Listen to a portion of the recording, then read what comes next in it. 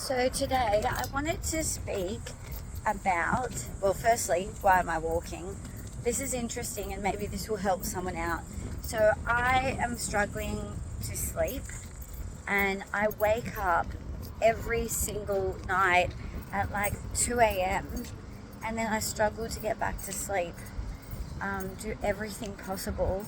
I have my phone in a different room and I just have these thoughts, so I jot them down and then it just keeps flowing.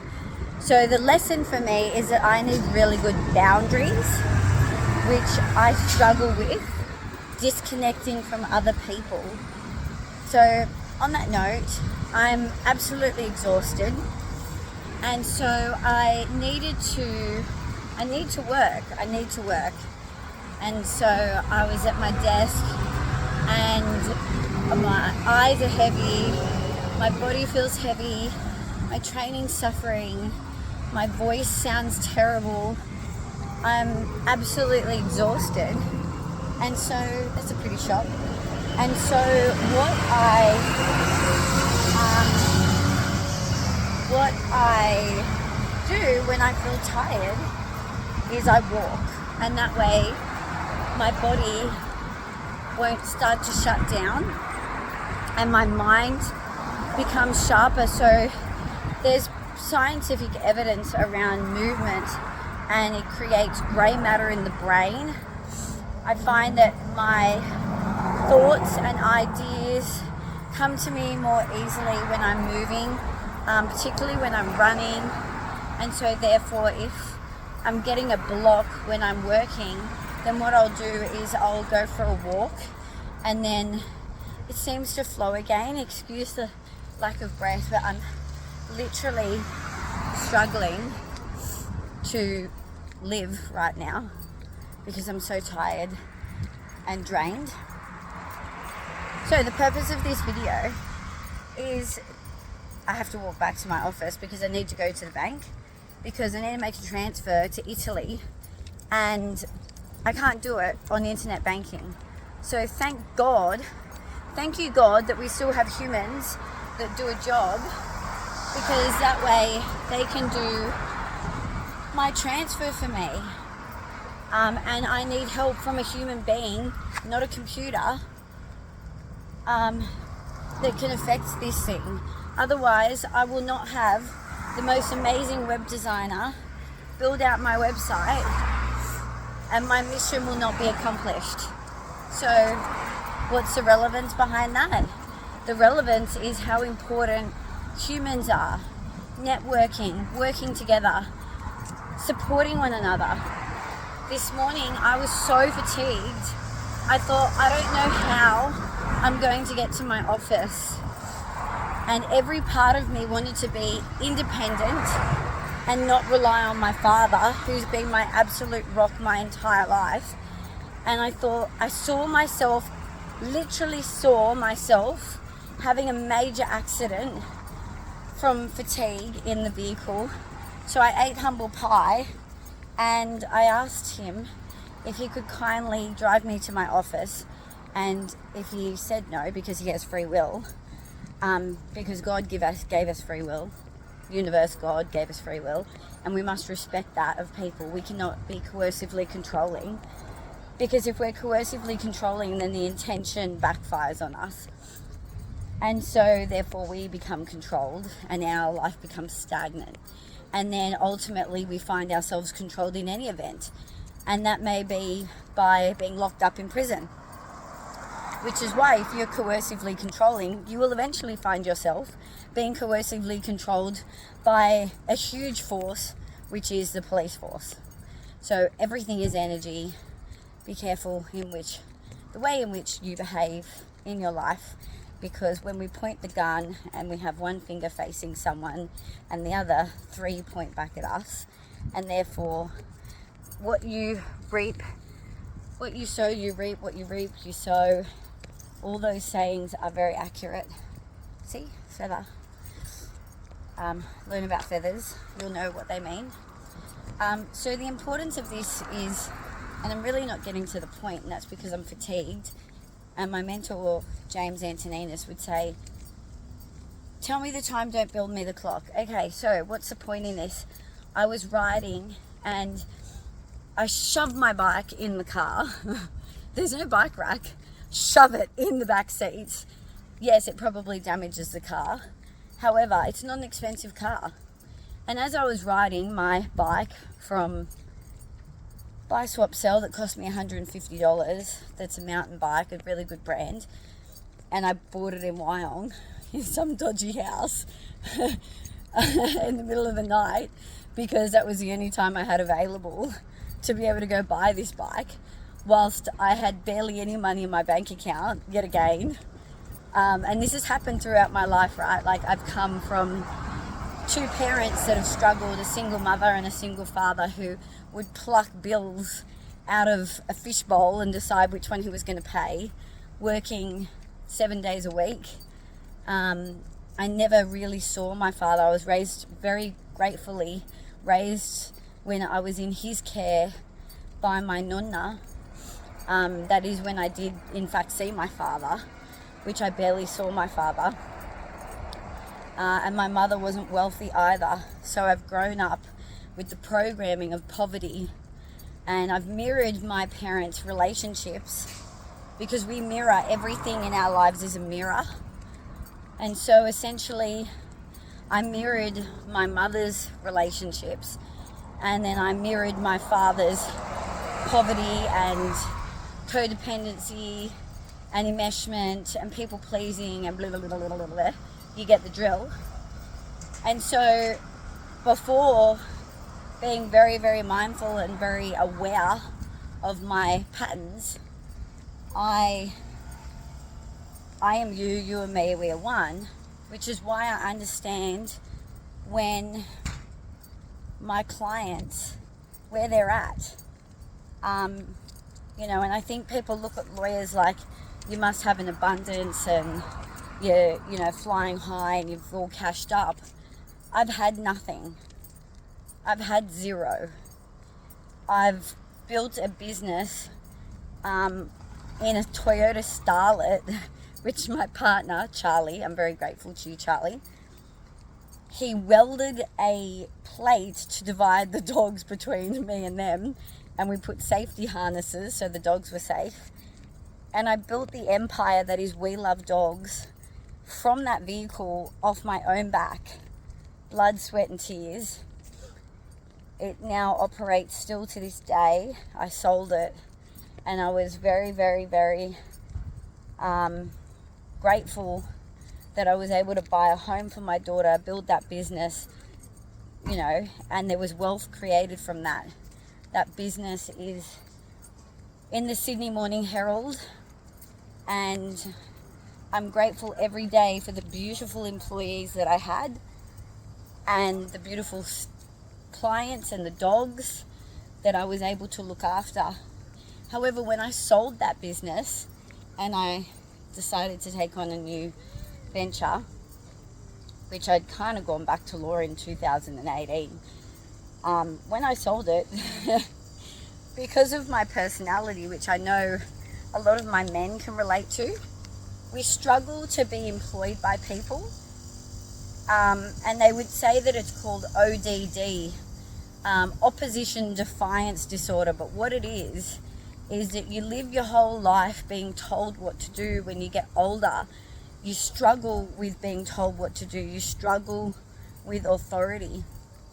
And so they label you. You have ODD, you have OCD, you have ADHD, you have blah, blah, blah. You have like a string of letters behind your name longer than myself, with my LLB and BA and LPMA and all the other things that I've achieved.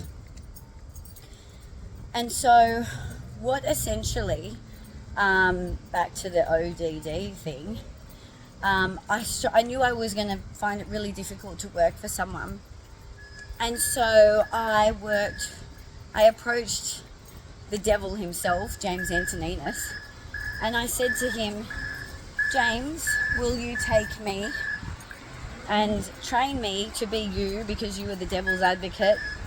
And, well, actually I didn't ask him, because I was a coercively controlling person, remember, mirror, mirror. You can sit there and say you're the victim, but you're still a mirror reflection of your partners. And if you're a codependent attracting narcs, then you too have those traits. I'm not going to deny it. And so I literally just I put my certificate under his name. I was honestly going to like just check and then ring him. But anyway, he loves the story and he loves it because he loves women that are coercively controlling. He loves being controlled by women. He loves women. So I put my practicing certificate under his. There's a point to this story. And what I did was I worked for him for 2 years and we had an agreement. And no, it wasn't sexual. That sounds really inappropriate, but I'm just clearing that up. And the agreement worked for both parties. And it was fair and reasonable, and I knew I could work in that manner. It allowed me to work from home, which I was comfortable with because it created boundaries for me. Being around people, I was able to be in my own comfy little bubble where I wasn't drained by people. Not that people are draining, I just find that I need to be out in the elements. I need to be moving, I need to be me, I need to be free.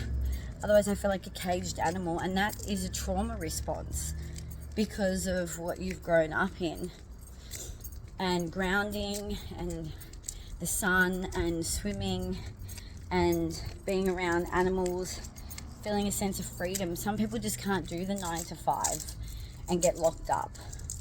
It just sends them fucking mad, and I'm one of them. And so James and I work together. And what I'm trying to get at is I'll never forget where I was at in each of those journeys because I've had an absolute abundance of money. I've been really wealthy and been able to pay for, yes, insecure women. You'll understand this. You're insecure and you're looking for love and you don't love yourself, so you spend all this money on your appearance. You still don't love yourself.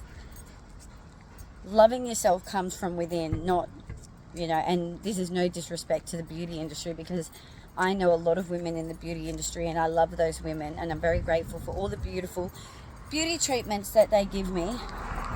But the time in which I genuinely loved myself was when I just loved and accepted myself for me.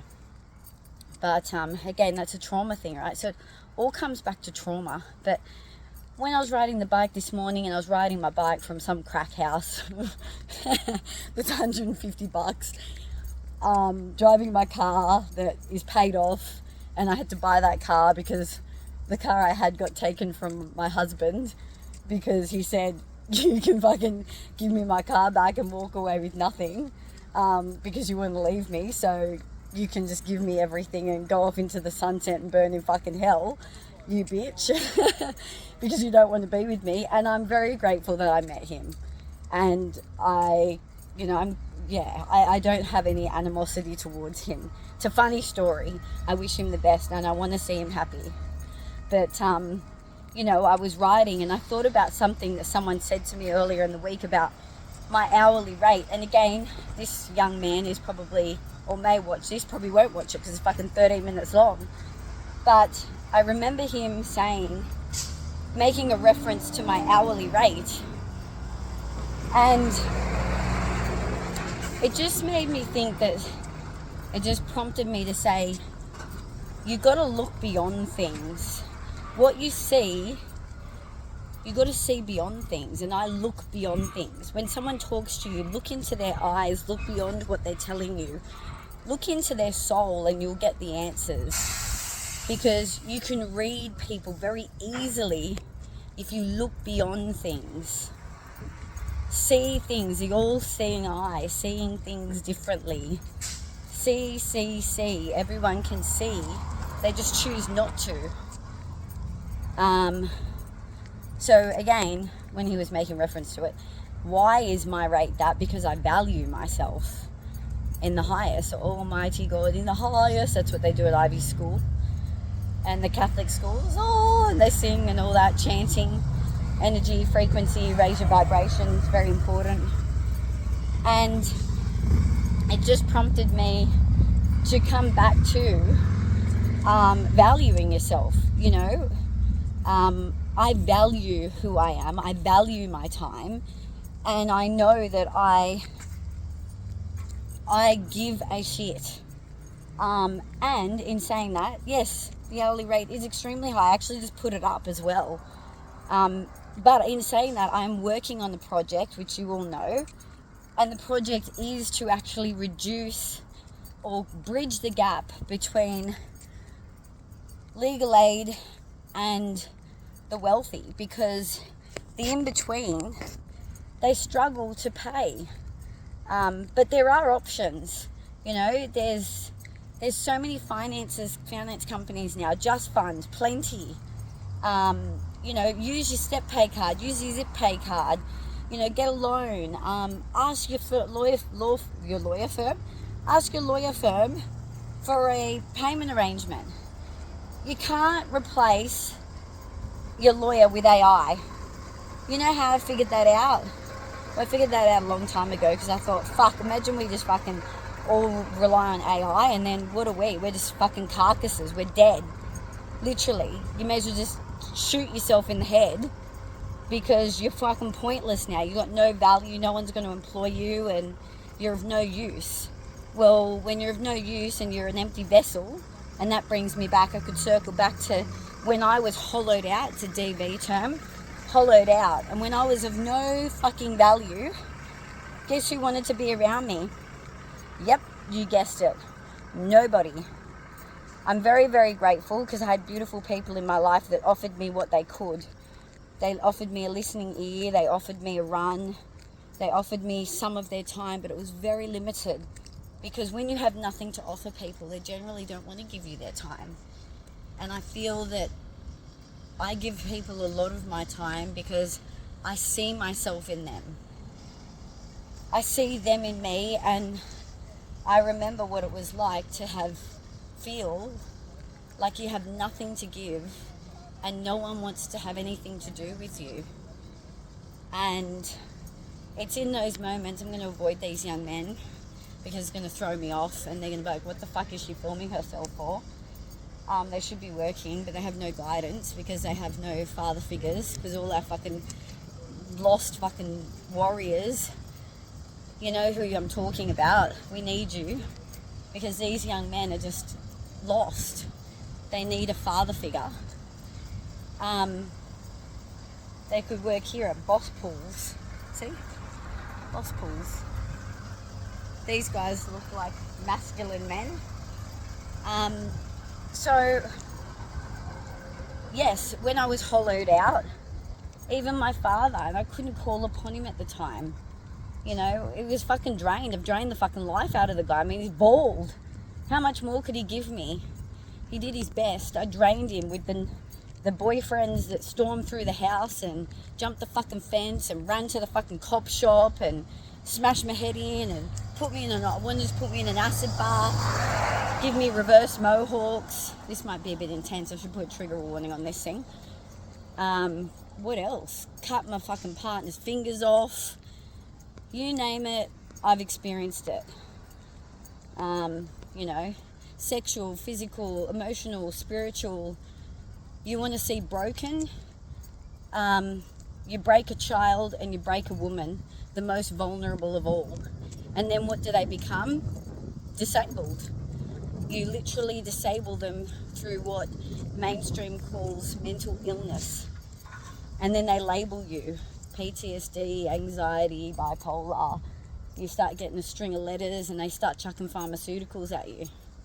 And you're even more fucked up, because when you come off that, you want to start jumping off the skillion. So, moral of the story is that when I did feel that way, people can only give you so much.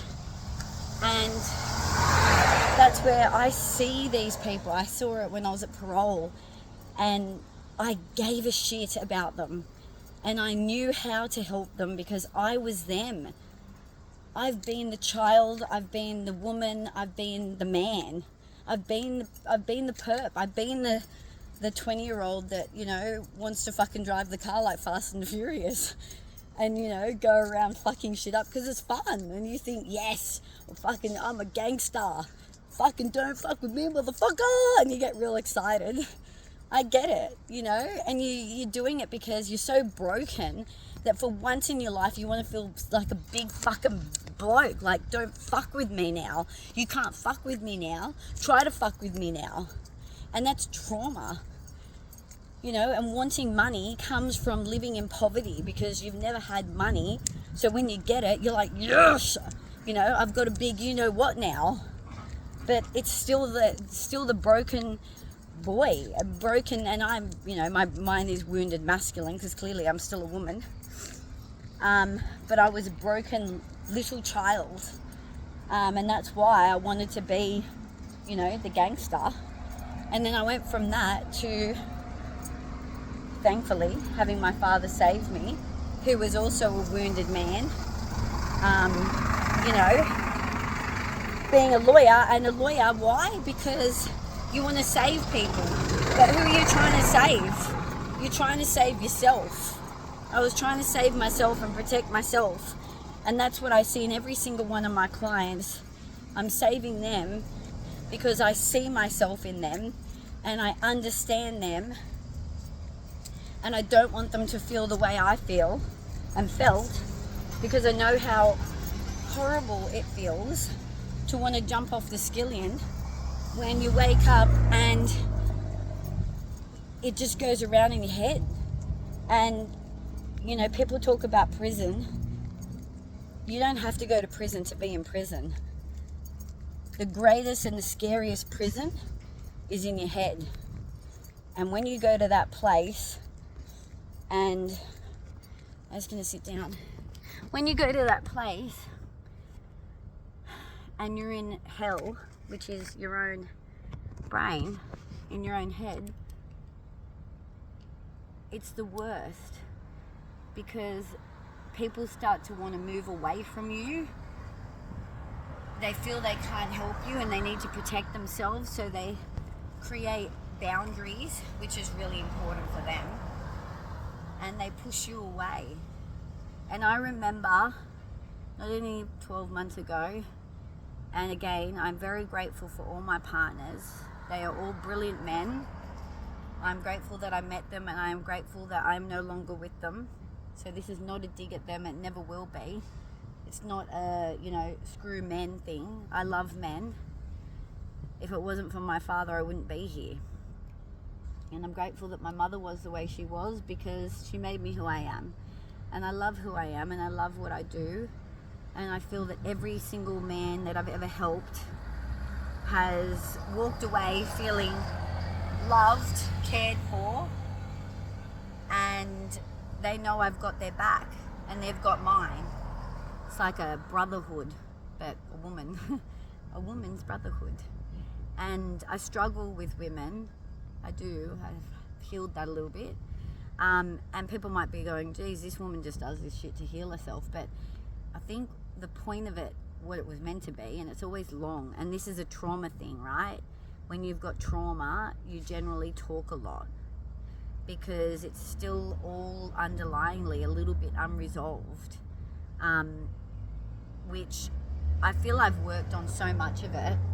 But now what it is I've gotten to a place where I genuinely love myself enough to know that if everything's taken away from me, I'm okay with that. Because I've had everything taken from me. I've been in those dark moments where I've thought, you know, you just can't be attached to things, because it's all going to go in the end anyway. You know, and attachment leads to pain and suffering, and the ultimate enlightenment and ascension of the soul, which I spoke to my beautiful friend today about, is non-attachment. And non-attachment means loving something where you can admire it like a flower and you don't pick it, because when you pick it, it means that you want to keep it for yourself because there's something lacking in you, to the extent where you feel the need to pick it. But when you pick a flower, you kill it. if you can just admire the flower for what it is and leave it alone, then you can love it and see it flourish. But when we don't love ourselves, we want to pick it and we want to keep it and we want to hold on to it like a balloon where you squeeze it so tight it just bursts.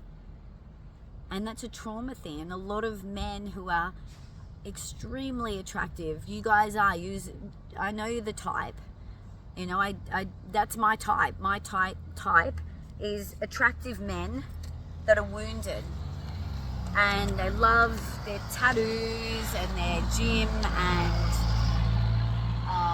you know, I don't need to tell you, you already know. But you know, they tend to hang on to their women, and then what they do is they tend to seek validation in other women, so they just hurt the women they're with, because it comes down to not loving yourself.